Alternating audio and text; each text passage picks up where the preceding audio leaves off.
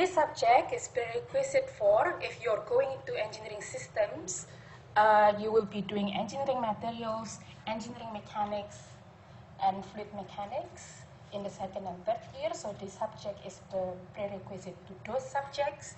And for construction, it's a prerequisite of residential construction and structures, concrete structures and construction structures and construction systems. Okay? I have a list of objectives here, but I'm not going to go through every single one of them, because I guess you can go through the handbook and have a look at the objectives.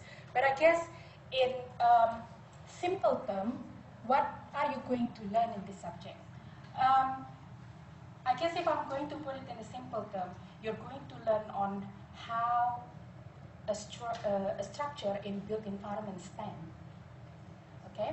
So you might be looking at this lecture theater and you may be wondering how come the floor above you has not fallen on top of you. Okay?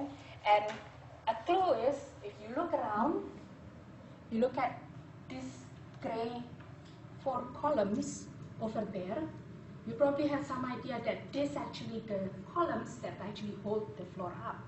But connecting this column, there could be a beam that transfers the load from the floor above you to the beam, and then from the beam to the column.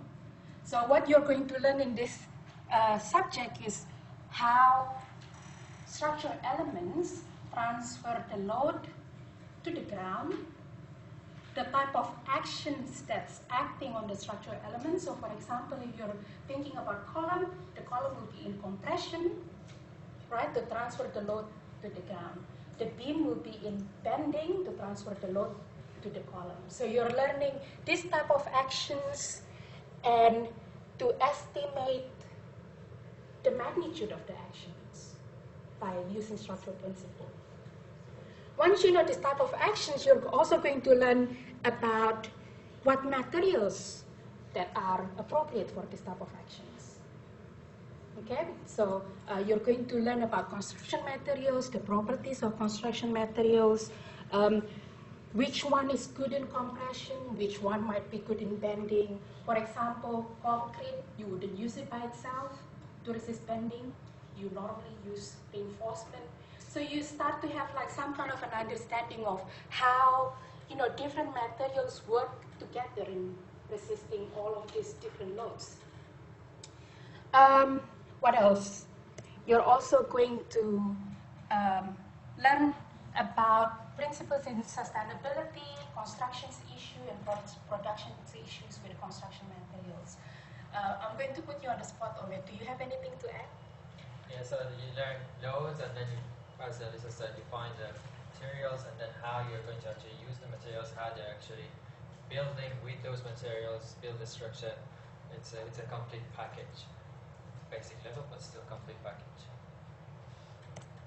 Okay, so this is just an example of, this is not your actual timetable, because the subject will actually be running in the second semester. I think this was last year, maybe. Yeah, so this is just a teaching program. It's going to be more or less the same, different days. The tutorials has changed a little bit, but the format is going to stay more or less the same. You notice. So we've got lectures. It's 3 hours lecture, 1 2-hour lecture, and 1 1-hour lecture. And then we have 2 hours tutorial per week. And attendance, you need to achieve 75% attendance to be able to pass the subject. So that's one of the hurdle requirements. And then you got workshops. So with the lectures and tutorials, the greenish color is delivered by engineering, Elisa, Masood, and Priyan, and orange colors are delivered by us, architecture, building, planning, so which will look at materials and construction. The labs at the first, from week 2 to week 7, they are the 3 computer workshops that you learn how to use MATLAB. It's a computer software for calculating or solving your equations. And then we have Gantt labs, which are like practical examples of how the load is transferred, how the forces are transferred, what's a truss system, what's a beam system. In engineering tutorials, you would do a lot of calculations. So there are weekly activities that the tutor will take you through. You solve questions, and then there's homework for you to do it afterwards. Homeworks are not checked, but it's for your practice. In the construction tutorials, we have workshops, so you design a structure, and then you're actually going to build the structure in our fabrication workshop. You're going to test it and see how much load it can carry, so it's pretty hands-on. Then we'll do one tutorials looking at videos of constructions and materials again separately, and finally we'll test every single material we talk about. We're actually going to test it in a laboratory. Assessments, we have lab reports worth 10%, we've got quizzes, one quiz actually, we've got 2 assignments, and we've got 50% exam at the end again that has a header requirement.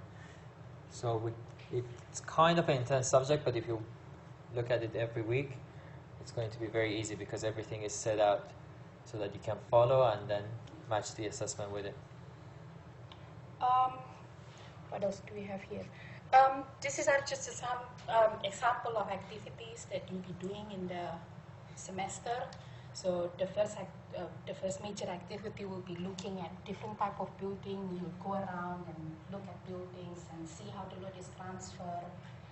You learn how to calculate, estimate the load, and the type of actions that's acting on the structural elements. You're going to construct and test. Yes, that's what I was talking about. That's the structure that you're going to build and test it. We're running out of time, so I'll go quickly. And then this is the material testing. You're going to use actual machines in engineering lab to test the materials and concrete testing.